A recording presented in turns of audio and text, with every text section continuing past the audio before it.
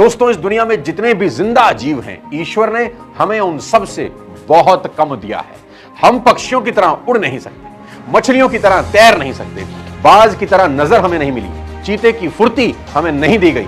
जानवरों में ऐसी कई खूबियां हैं जो इंसानों में नहीं है। और से देखा जाए तो physically humans are helpless. A tiny insect can kill them. आप जानते हैं कि हम मच्छर के काटने से भी मर सकते हैं।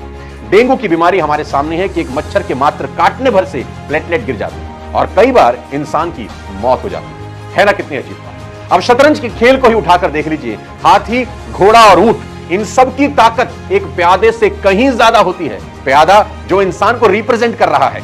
हम इनमें से किसी को भी बचाने के लिए अपने प्यादे को कुर्बान कर देते हैं खेल में। प्यादा भले ही मर जाए पर हाथी नहीं मरना चाहिए। लेकिन कुदरत ने हमें सबसे बड़ा तोहफा दिया है जो किसी जानवर को नहीं दिया। जानते हैं क्या?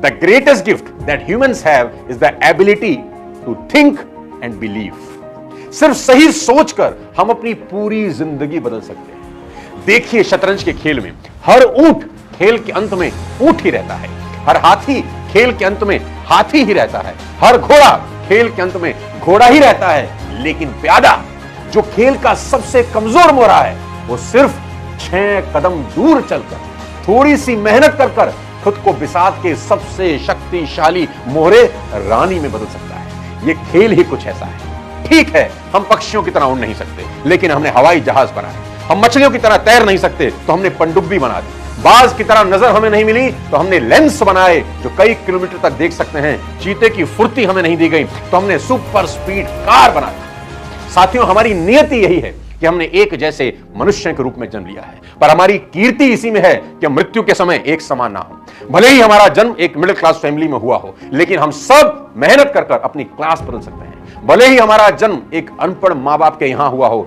लेकिन हमारी मृत्यु एक विद्वान के रूप में हो सकती है। हम आने वाली पीढ़ियों के लिए उदाहरण बन सकते हैं। हम क्या हैं और क्या रहे हैं, इसका इस बात से कोई लेना देना नहीं है कि हम भविष्य में क्या बन सकते हैं। यह तो तय है कि दुनिया हम पर विश्वास नहीं करेगी, लेकिन अगर हमने खुद पर भी विश्वास करना छोड़ दिया तो हम जाएंगे कहां? नेपोलियन हिल ने एक बार कहा था, whatever the mind of a man can conceive and believe, the mind can achieve. जो आपका दिमाग सोच सकता है उसका निर्माण भी कर सकता है। जिस चीज की कल्पना हो सकती है उसकी रचना हो सकती है। समस्या बड़ा करने की नहीं, बड़ा सोचने की है। दोस्तों, ईश्वर कहता है कि तुम जो चाहे ले लो, बस उसकी कीमत चुका। महाभारत का युद्ध शुरू होने से पहले कुरुक्षेत्र में अर्जुन भगवान श्री कृष्ण से प्रश्न पूछते हैं, ऐसा कौन है जो जीवन में हार जाता है? ऐसा कौन है जिसे सिद्धियां नहीं मिलती? ऐसा कौन है जो कामयाब तो हो सकता है पर आखिरकार नाकामयाब रह जाता है? किसे जीवन में सुख नहीं मिलता?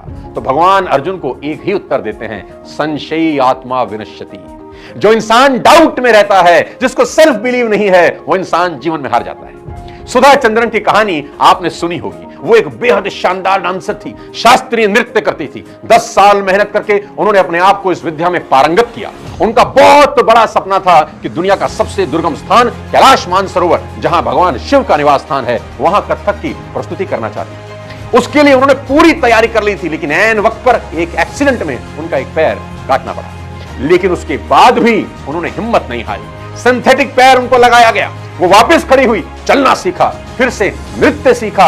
8 साल एक असली और एक नकली पैर से मेहनत की और आखिरकार अपने सेल्फ बिलीफ के साथ दुनिया की सबसे मुश्किल चढ़ाई कैलाश मानसरोवर पर पहुंच गई और वहां उन्होंने भगवान शिव के लिए 2 घंटे तक नृत्य किया। साथियों, आपका सेल्फ बिलीफ आपका सबसे बड़ा मित्र होता है। मैं आपको एग्जांपल देकर समझाता हूं।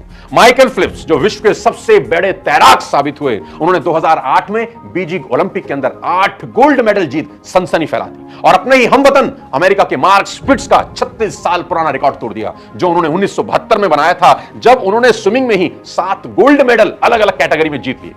माइकल फिलिप्स के लिए बहुत बड़ी अचीवमेंट थी कि कोई एक इंसान ओलंपिक में एक ही बार में एक नहीं, 2 नहीं, बल्कि 8 गोल्ड मेडल जीत।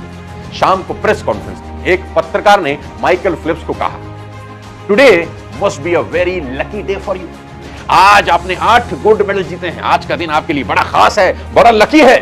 माइकल फिलिप्स ने उन्हें अपने पास बुलाया और मुस्कुराते हुए कहा, मैं पिछले 4 साल से ओलंपिक के लिए तैयारी कर रहा हूं। 12 घंटे रोज पानी के अंदर रहता हूं, हर हफ्ते करीब 100 किलोमीटर तैरता हूं, जो करीब करीब 15 किलोमीटर पर डे होता है।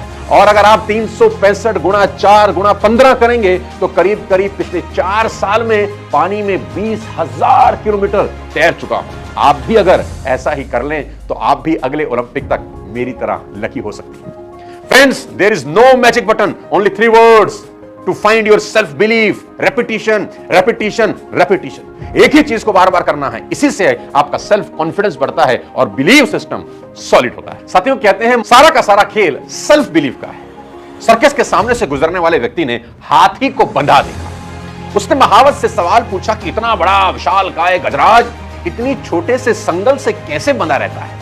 अगर ये चाहे तो संगल को तोड़ सकता है, लेकिन ऐसा करता क्यों नहीं है? तो महावत ने कहा कि जब ये छोटा रहता है तो हम उसको इसी संगल से बांधते हैं। तब ये प्रयास करता है संगल को तोड़ने का, उस कड़ी को तोड़ने का प्रयास करता है, लेकिन कड़ी की ताकत ज्यादा होती है, हाथी छोटा होता है तो ताकत कम रहती है। 2-4 बार प्रयास करने के बाद जब संगल टूटती नहीं, जब चेन टूटती नहीं, तो ये प्रयास करना छोड़ देता है और ये बिलीव करने लगता है कि ये मुझसे नहीं टूटेगी। समय बढ़ता है, समय गुजरता है, अब ये गजराज हो चुका है, लेकिन वही सेल्फ बिलीव अभी तक इसकी खोपड़ी में बैठा है कि ये मुझसे टूटेगी नहीं। बस यही कारण है, अगर ये बिलीव चेंज कर ले तो संगल क्या, बड़ा बड़ा पेड़ ये उखाड़ सकता है, लेकिन उसी सेल्फ बिलीव के कारण ये पूरी जिंदगी इस संगल से बंधा रहता है। सारा का सारा खेल सेल्फ बिलीव का है।